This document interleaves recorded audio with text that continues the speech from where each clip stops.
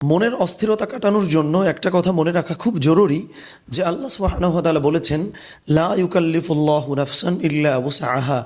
অর্থাৎ আল্লাহ সুবহানাহু ওয়া তাআলা কোনো মানুষকে ততটুকু চাপ দেন না যতটুকু ওই মানুষটা আসলে বহন করতে পারবেন না। এবং এই দেহ এবং মন সেটা কিন্তু আল্লাহ সুবহানাহু ওয়া তাআলার নিজেরই। সো এইটার মালিকানাও কিন্তু আমার নয়।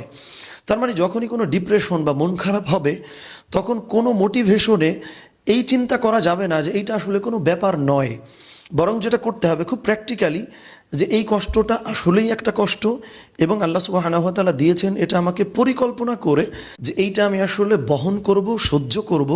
এই প্রক্রিয়ায় আমি আরও পরিপক্ক হব, যেহেতু আল্লাহ সুবহানাহু ওয়া তাআলা নিজেই বলেছেন যে আপনি ততটুকু কষ্টই নেবেন বা পাবেন যতটুকু আপনি আসলে সহ্য করতে পারবেন। তাহলে কিন্তু দেখবেন আপনার মনের অস্থিরতা অনেকাংশেই কেটে যাবে ইনশাআল্লাহ।